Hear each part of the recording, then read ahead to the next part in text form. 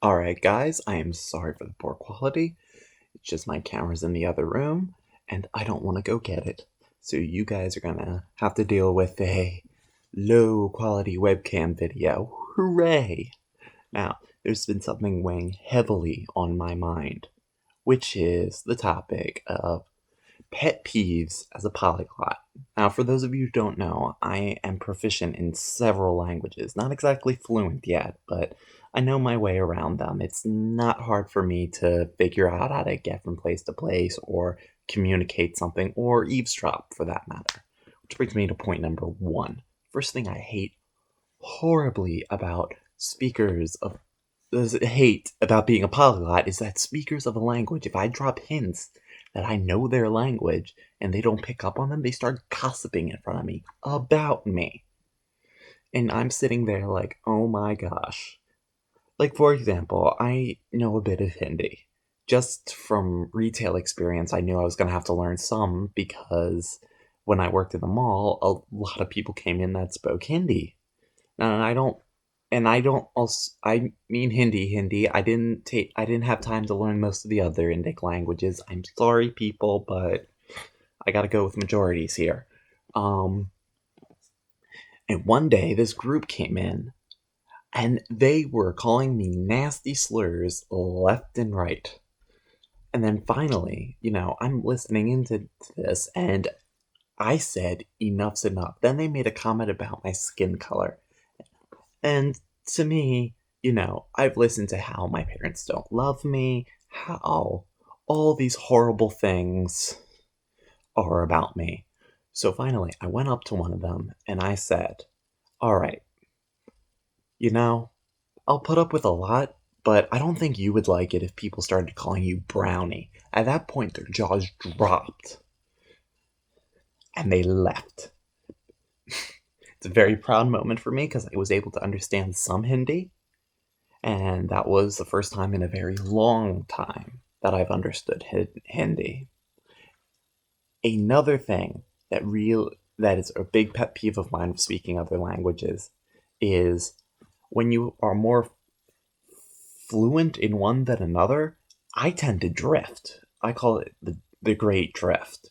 What happens to me is I end up I think my most prominent romance language is Latin. So if I start using more Latinate words, especially High Latin, there'll start being little shifts. The V's will become W's. You'll start noticing that there are more vowel sounds and stuff. Especially when I'm speaking Italian, somehow I just end up speaking Latin. Just like there's nothing. I I went to an Italian restaurant once and I ordered in Italian and we're talking back and forth Italian and eventually the guy's eyebrows start raising and I'm like, what, is something wrong? And he's like, your Italian's getting older by the second. You sound like a really old man. Like, something we'd read in one of the old textbooks, and I realized I'm speaking Latin because that's my second language. That is what I'm most comfortable with. My third biggest pet peeve about being a polyglot is being able to eavesdrop so easily. Like, when people are having conversations in English, I ignore it, especially when I was working in a retail environment. But when somebody immediately they've switched from English to another language, immediately my brain hones in on that because either they're trying to hide something or they're trying to obscure their speech. I mean, of course, I assume the worst in humanity, sue me. Um, so, one thing that people don't understand is I speak Chinese, Mandarin and Cantonese, mostly. I can speak some Taiwanese Hokkien, but not a lot. It's been a hot second since I've had to use Taiwanese.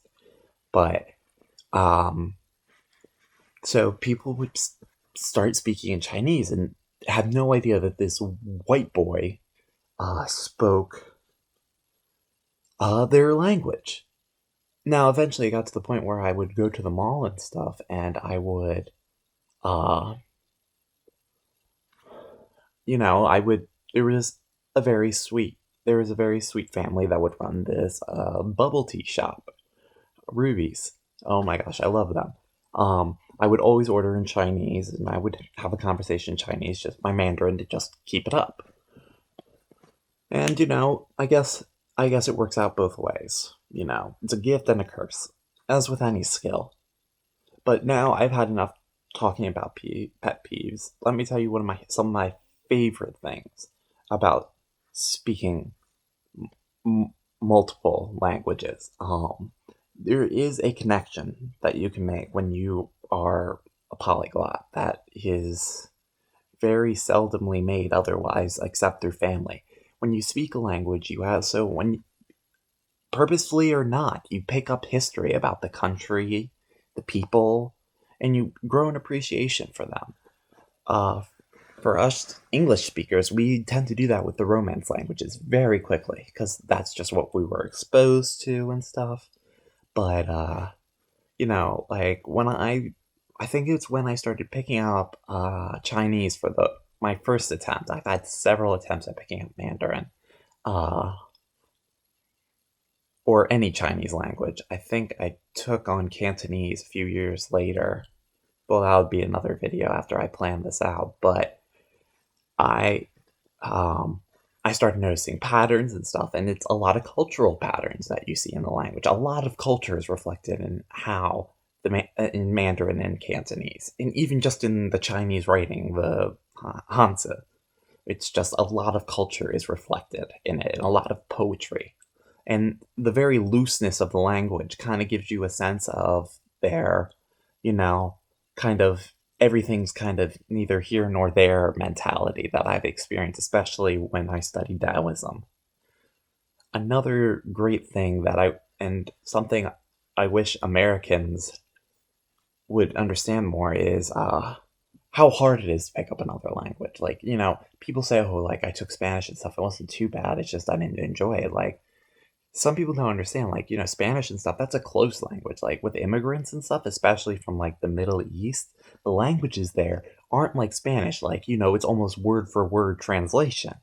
There are words there that have no, they have no translation, really. Like, I may butcher this, so somebody please correct me, but, like, especially with, like, Arabic, there's this one word, Mustafa or Mustafa.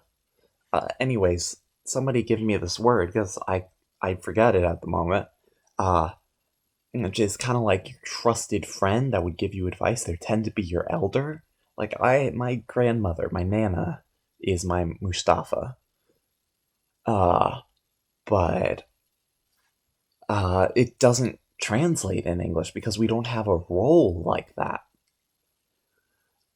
And unfortunately, when people say, you're American, you need to speak American, it's kind of like I'm sitting there like, American ain't that easy. I mean, for those of us born speaking it, it's very easy because that's what we speak on our day to day lives. But, like, to pick up another language, especially from a language group that's completely unrelated to English, it's not easy. Another pro is that, you it opens doors for you. Like, I remember, uh, just, one of my most current jobs is I got the job and I knew I would be a little bit more qualified was because I spoke several languages, and in a retail setting, especially one in a mall or something, it's a huge advantage that your competitors wouldn't have. I I could speak Chinese 1 second, turn my back and sign the next, and then go back to speaking my English. I mean, granted, it would take a toll on me, and if anybody asked me to do any 4 or 5 conversations at the same time in 4 or 5 languages, that's when I'd say, all right, I can only do I can only do 2 or 3 with different languages, especially with different systems.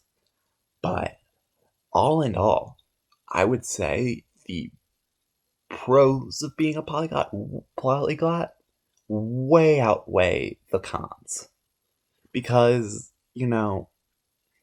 language is a gift that very few of us actually recognize. Because if you think about it, how cool would your life have been if you couldn't share anything?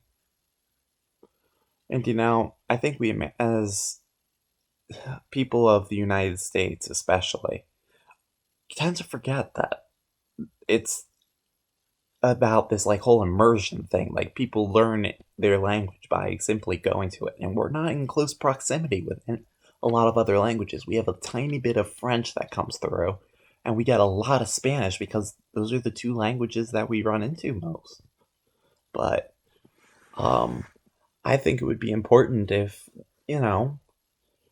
if out there any of y'all could, I don't know, try learning something. Go spend some time at the local foreigners. And now, for those of you that it's hard for, like, try picking up new sentences and stuff, just daily life stuff. Like, just with my grandmother and I, who she's kindly taken me in for right now. We use a little bit of French here and there just because she took French and I need to keep my French fresh. And now it's really weird because she learned the very formal stuff, I learned the very informal stuff. Now it's supposed you now I know you're supposed to say vous as a form of respect, but French people, I need a l'assistance with this. Uh, if it is like family and stuff, could you use tu, or is it still vous when it's like grandmother and stuff? Because I know from like Korean, it's always everything is polite form and stuff. I've because I was always taught if they are superior to you in age, rank, or experience, you use informal polite. And Koreans, correct me if I'm wrong. I am not fluent. I am proficient. I can handle myself. But anyways, I hope to see y'all later, and I promise some better stuff moving on.